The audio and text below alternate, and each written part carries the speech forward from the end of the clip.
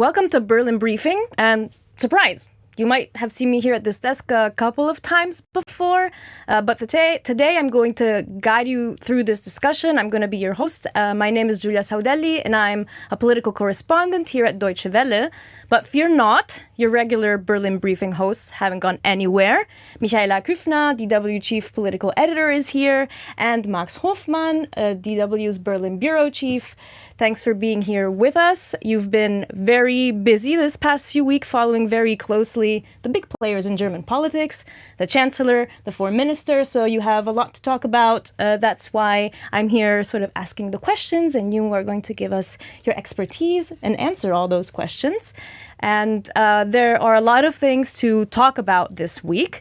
And one of the main issues that's being debated is growing beef, we could say, or maybe some growing tension between Germany's Chancellor Friedrich Merz and U.S. President Donald Trump. It started with Merz issuing probably his strongest criticism yet of Donald Trump and his handling of the war in Iran. And it continued with Donald Trump slamming back at Merz and issuing threats against his government and possibly Germany. And the transatlantic relationship is on thin ice, possibly the most it has been in a while, or in the past. And what I'd like to discuss today is how did Merz come to this break with Trump? And after in the beginning he'd shown to be quite conciliatory with the US president, what is driving his comments, and how to deal with a US president who we could say is mercurial, to say the least. So we can start with having a listen to what the German Chancellor said this week. The Americans clearly have no strategy, and the problem with conflicts like this is always that you don't have just to go in, you also have to get out again. We saw that all too painfully in Afghanistan for 20 years. We saw it in Iraq. So this whole affair is, as I said, ill-considered, to say the least. At the moment, I cannot see what strategic exit the Americans are now opting for, especially as the Iranians are obviously negotiating very skillfully, or rather very skillfully not negotiating, and letting the Americans travel to Islamabad only to leave again without any results.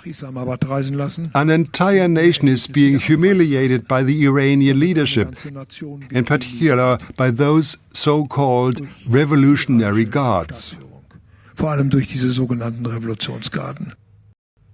Now, this is the statement that Merz gave at the beginning of the week and sort of kicked off this whole drama with the transatlantic relationship this week. Michaela, what's the significance of what Merz said, and how does it fit into the whole picture with the US and the Iran war?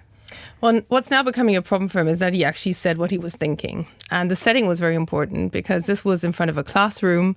Those who saw the clip, but you can also kind of hear it in the voice. He felt very comfortable. He was talking to young people and he was engaging with them. And he felt a lot more like when he talks on background. And this is where he clearly lost his patience with Donald Trump and felt he needs to explain more plainly what he really feels and where he stands.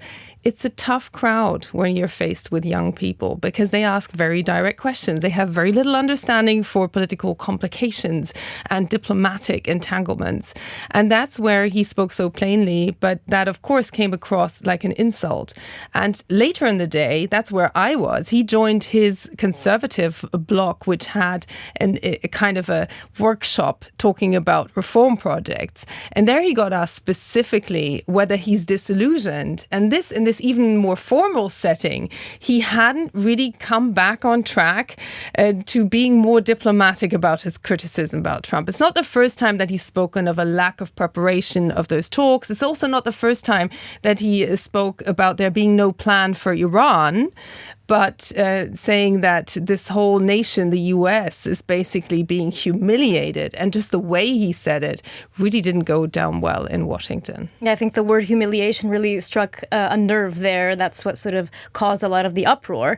But we've seen that US President Donald Trump didn't stay quiet. He has reacted to these statements on 2 occasions, he wrote posts on Truth Social. And the latest is something that is quite significant to the U.S.-German relationship. Donald Trump wrote on Truth Social that the United States is studying and reviewing the possible reduction of troops in Germany with a determination to be made over the next short period of time. Now, Max, a lot of U.S. troops are stationed in Germany, and a lot of German and European security is based on this strong presence on the continent. How much of an impact would it have were the U.S. to withdraw troops for Germany? And how much of a realistic threat is this from Donald Trump? Yeah, I've been asking myself the same question. How realistic is this? Because first of all, I think he's hinted at something like that in the past. It might have even been during his first term from 2016 to 2020. He hinted at that, and that never really happened. And so this would be, some would say, probably typically Trump. You put a threat out there, and then we'll see if it actually really happens or not. For the U.S. military, Ramstein is very important, especially right now. It's a super important hub on their way to the Middle East, right? It's not the only one, but it's one of the main ones, as far as my understanding goes.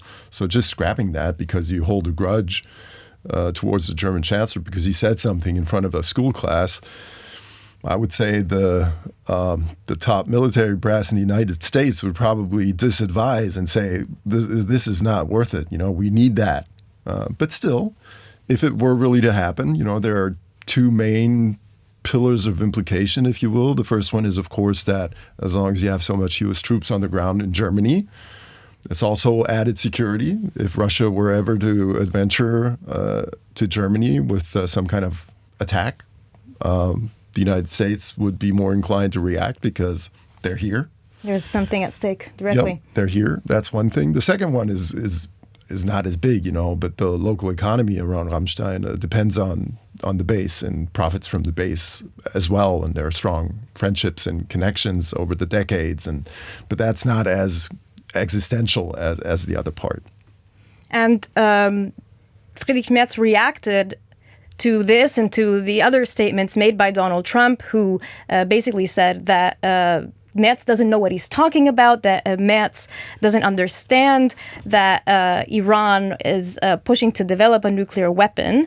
Can I, I'm sorry, I don't want to interrupt, but there's one thing that kind of bugs me in all this, and it's bugged me when I was in New York City with Vadeful as well. The German foreign minister, yeah. Yeah, German foreign minister. And that's, it's very likely that this is a reaction by Trump to what Merz said, but there's no direct reference, right? So we're all saying this is a reaction. We can't be 100% sure of that because he's referencing something when he says that Merz doesn't care about Iran having nuclear weapons. That's not a reference to what Merz said. He's never said that.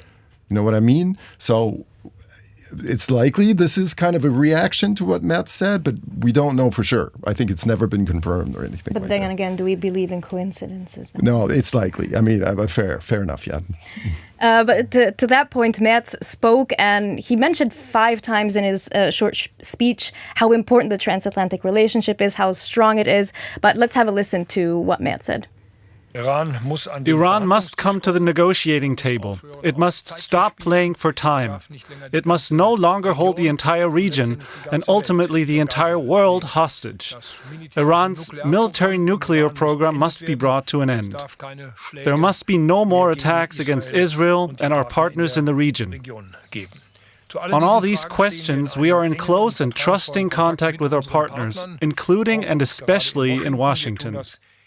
We are doing this in the common transatlantic interest. We are doing it with mutual respect and fair burden sharing. This transatlantic partnership is particularly close to our hearts and to mine personally. Michaela, is he going back on what he said at the beginning of the week? Is he softening his stance now? He isn't. He clearly took a strategic decision not to go back to those comments and not to qualify them. At the same time, there was a clear understanding also amongst his inner circle that this has a huge potential for damage. And there was a great concern that exactly something like the threat of withdrawing troops could come. I also want to remind us all that there is this still open promise from the previous administration to station some medium-range missiles here in Germany to protect Germany until it's up to speed with its own military, and that will take some more years. So clearly what he did say is that Germany is willing to do its homework, that Europe needs to be more able to defend itself, but also always in close coordination with the United States and sticking to the NATO commitments. And basically he was highlighting that transatlantic relationship that is so brittle because, we've so many times sat here together as well and declared that this is an all-time low in transatlantic relations. I think the underlying truth is that both sides simply can't do without. It's not like the debate with China, whether completely decoupling would actually be an issue. That's not going to happen. At the same time, nobody will put it past the US president to at least symbolically withdraw some troops, to demonstrate power, because that is something he sees as actually shaping policy rather than doing the homework of finding a strategy which is more complicated, both for transatlantic relations, but here with Iran. I mean, ask any expert. Everybody's having a hard time to detect a real strategy there. And Max, you mentioned you were traveling with German Foreign Minister Johann Wadephul. He went to New York. He was at the UN, and you got a chance to have an interview with him. You spoke to him directly. We can have a listen to what he said, and then we can have a chat about it. No, this was a clear warning to Tehran, and not to misunderstand the whole situation. The US has still assembled a lot of military equipment around Iran.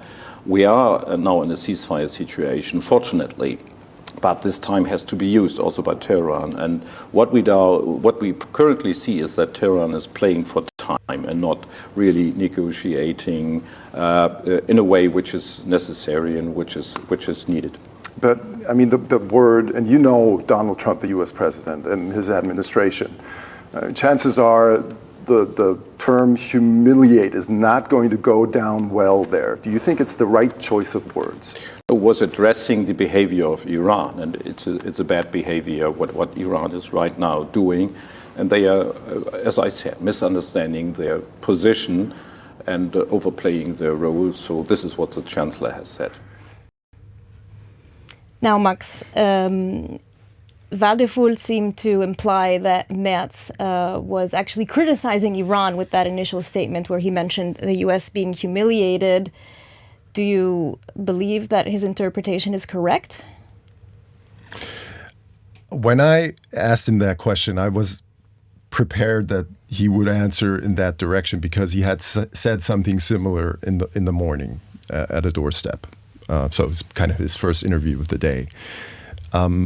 I was still surprised. I had to wrap my head around that because I had understood what the German Chancellor had said differently. Also, being half American, I know how most Americans would probably interpret what he said. You know what I mean? And so I was like, okay, even if this is true, right? If this is really what Friedrich Merz had in mind, this is not how Donald Trump, especially the U.S. president, is going to understand this. So if you're kind of saying something or mean something where you can be pretty sure it's going to be taken differently, then there, at the very least, is a poor choice of words. That's why I reiterated that question. I was like, is that the right word? Is that what you should have used?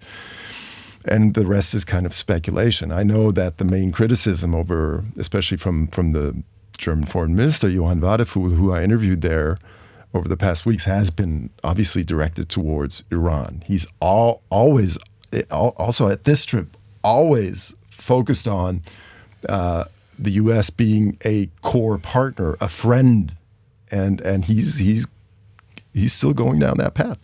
And that is the German position, Merz's position too. It's not unique to Wadephul. So sometimes there's this feeling of mismatch between what Merz sometimes says, like slip of the tongue, and what his actual policy is.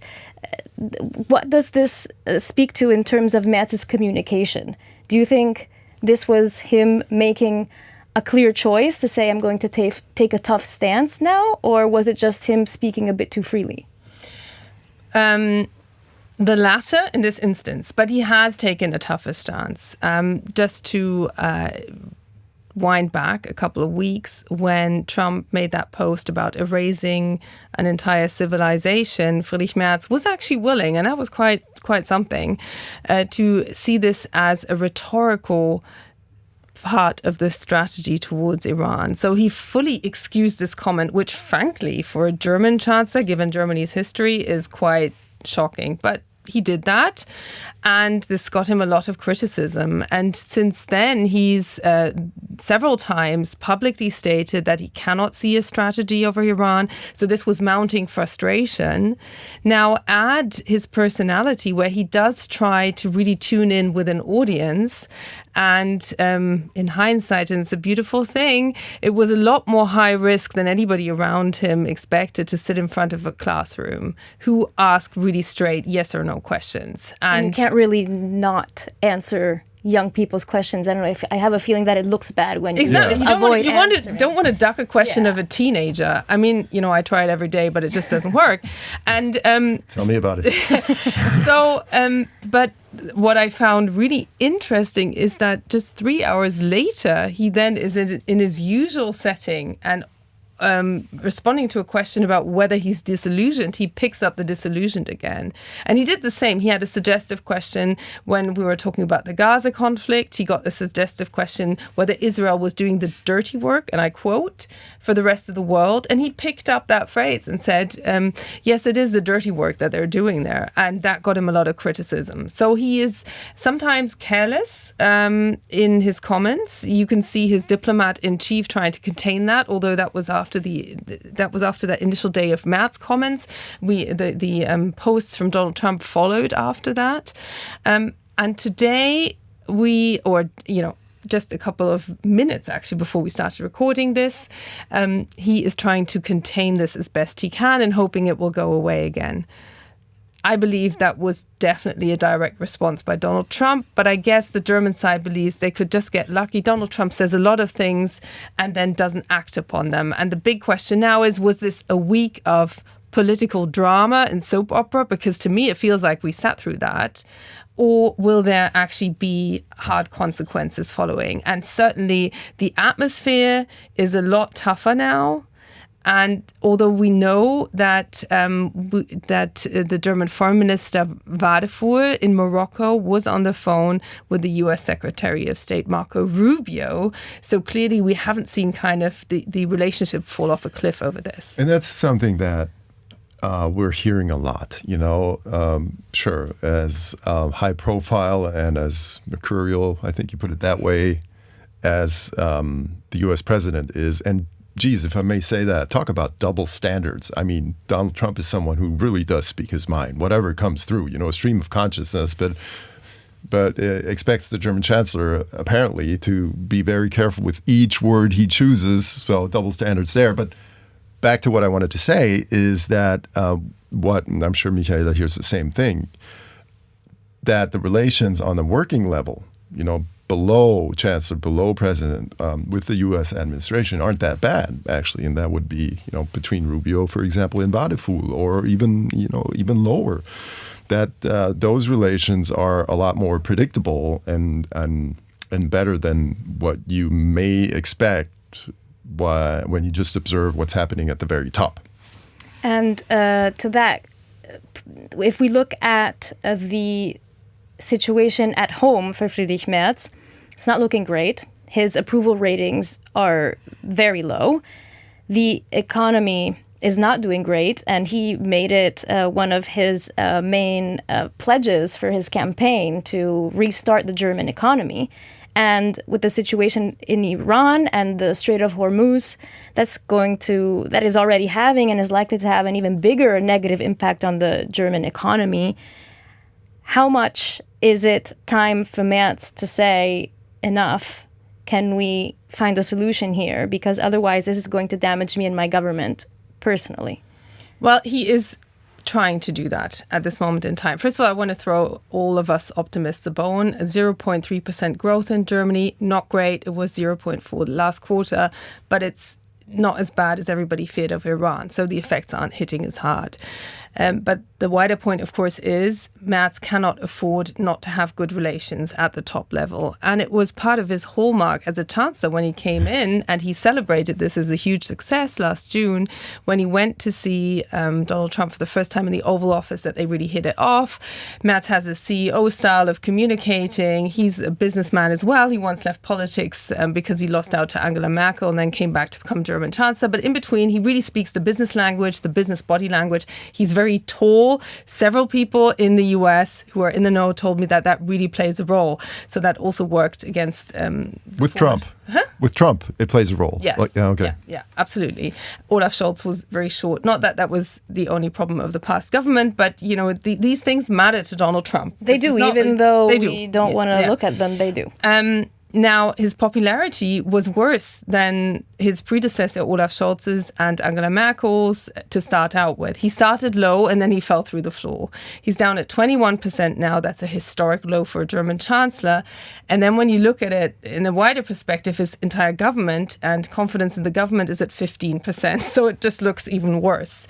The economy, he pinned his success on the economy as being the measuring stick for whether he actually runs a successful government. That's something he did himself in his first speeches and addresses, and that didn't work out. Now we are seeing his government to be fast to try and explain that this is all to do with Iran, but it isn't. It already looked bad before the Iran war started. If the baseline is already not great, then obviously any additional factor is just going to make it Well, the bounce harder. back that he promised pre-Iran didn't happen. Mm-hmm. Yeah, the reforms, the autumn of reforms that he promised, and he didn't say it for the first time, but it didn't happen. Now we have late spring. And yes, the first big reform, the health reform, is now beginning to enter the process of Parliament. It's not quite done yet. The next one will be the pension reform. So he will have bad news for Germans in terms of cutting into their pensions, cutting into the health sector, and cutting into the social sector if he wants to fulfill his key election promises. On top of that, I don't know which one's on top of what, actually. The Iran war is costing the European economy every single day. Also, it's doing damage that might not be reversible in terms of supply chains. It will soon cost jobs. Now, this is a lot to deal with. And this is where the genuine frustration actually comes from, that every attempt to make headway in tackling these big challenges that he promised he would tackle is now being threatened by this overarching risk factor and completely unpredictable risk factor. And risk is no longer the exception. It's like the new climate that Germany, Europe, every business has to do business in. So it's not even shifting the goalposts. You don't even know where those posts are anymore. And that is a very difficult situation for him. But he was too slow, many critics say, to get those reforms through much earlier, as he had promised. And also his coalition with the Social Democrats is getting more complicated as well. And adding to that, the complicating factor of Donald Trump, I personally would not want to have Donald Trump as a counterpart and partner just because he is difficult to deal with. I think we can say that. But we've seen other leaders deal with Trump differently. There are the ones who are even more in conflict with him, that even more openly criticize him. Then we've seen the Secretary General of NATO, Mark Rutte. He has been very condescending and appeasing, even calling Trump daddy once. That created a whole controversy. And we've seen this week King Charles in Washington, and he adopted quite I would say, a very British strategy. So beautiful speech. Yes, pointing to unity and strong partnership, but subtly throwing in some criticism, saying how important it is to support Ukraine, also saying how important it is to protect nature. For King Charles, it's an important topic, climate change, when Trump actually says that it's a hoax. Max, which strategy do you think is the winning one, or is there even a winning strategy with Donald Trump? I think if you look at the relations from a European perspective that Trump has with leaders in Europe, there is a decline across the board. I can't, maybe you can think of someone where relations have improved over the last year or so, even with his favorite, Meloni in Italy. That's going south. That's going south. With Macron in France, it's going south. With Sanchez in Spain, it's going south. With Merz as well, it's going downhill. With Starmer in the UK. So I can't really see where the winning strategy is. And the European leaders have tried different approaches, albeit being quite united on certain issues, for example, on Greenland.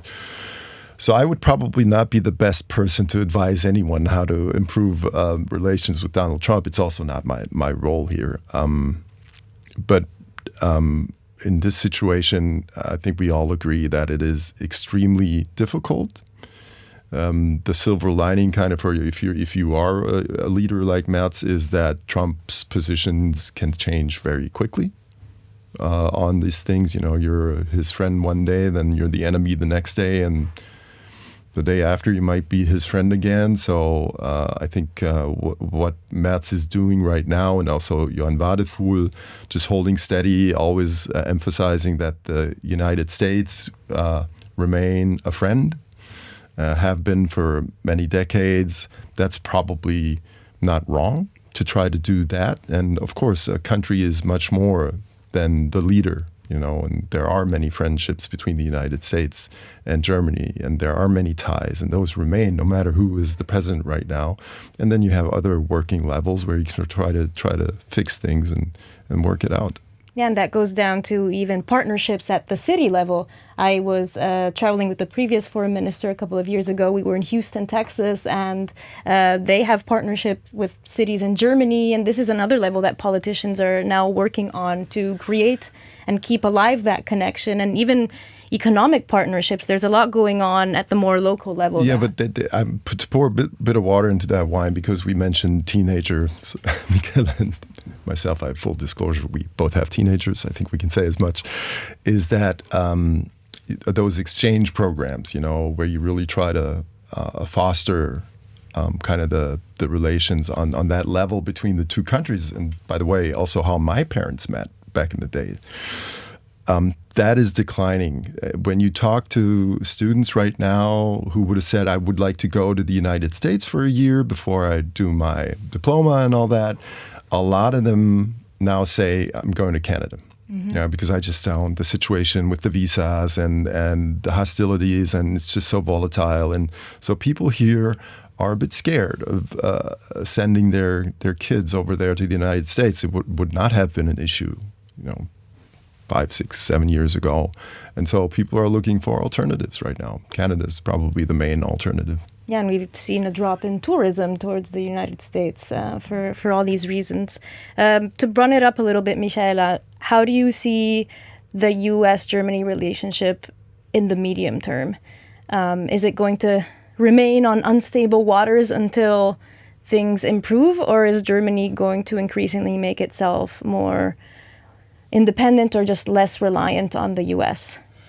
Well, I'm watching very closely for signs by Donald Trump whether this is going to blow over or whether he's going to open a feud with Friedrich Merz. I think that's an open question over this. I actually directly asked the question in the Oval Office in terms of what expectations were towards European partners. That was shortly after the beginning of the war on Iran. And Donald Trump singled out Spain and declared he wanted to end all trade with Spain, not being aware at that moment in time that that would mean the entire European Union. And he continues to pick on Spain. I mean, he is trying to give Spain a very hard time. If he decides to pick on Germany, he can give Germany a very hard time as well. But this is not a defenseless European Union, particularly when it comes to economic power. The US need the European Union as a trading partner. And the question is always when the right advisor will be in the room to convince Donald Trump that it's just not worth it.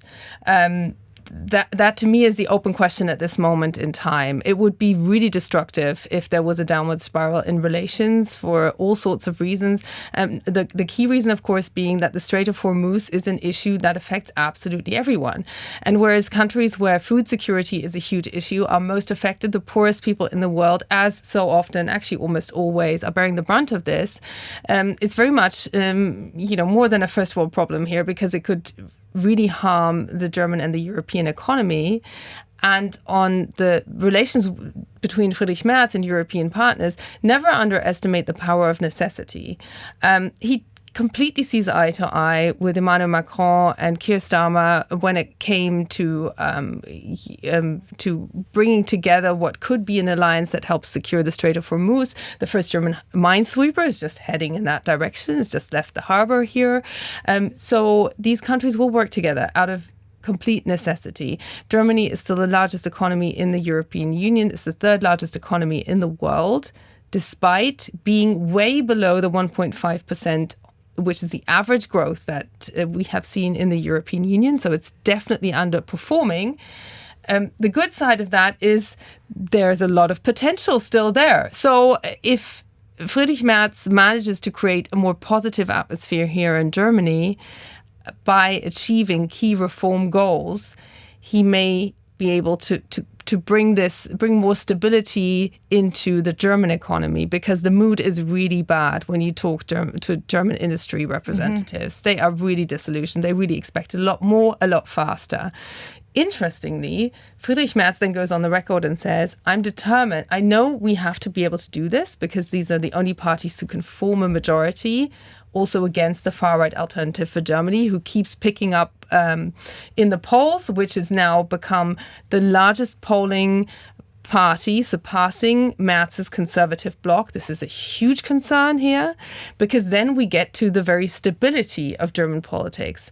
And I also asked Ursula von der Leyen, who came to this party gathering, how important this reform project is for the stability of the European Union overall. And she said, well, I mean, she stated the obvious, frankly, that the stability of the German economy and German economic growth is pivotal. That's the word she used for Europe as a whole. She's German. She's from Merz's political camp. Yes, you can deduct all of that, but it still remains that German economic stability is a key factor. So nobody has a reason to make life hard for Friedrich Merz, because at this moment in time, particularly with transatlantic relations being on the rocks and this very existential threat to the smooth running of the global economy, nobody has an interest in Friedrich Merz's failure, and frankly, failure is not an option. Yeah, a lot at stake, and that's also why a lot of European partners are also watching very closely what's happening in Germany, because of the leading role that Germany has economically, but also in terms of influence. Even though there has been some tension, there's still a close connection with the US, and Germany does have an influence on what happens across the Atlantic too. I think that's all we have time to discuss for now, but we did cover a lot of ground. So thank you both for being here today. I found it extremely interesting. Thanks for having me as your host today. Thanks for hosting us, Giulia. And to all of you out there, make sure to check out the Berlin Briefing newsletter for a lot of the other stories that happened in Germany this week. If you have any feedback or any issues that you want to discuss in the coming weeks, do write in the comments. Let us know. We're always open to hearing what you would like to talk about. And goodbye. See you next time.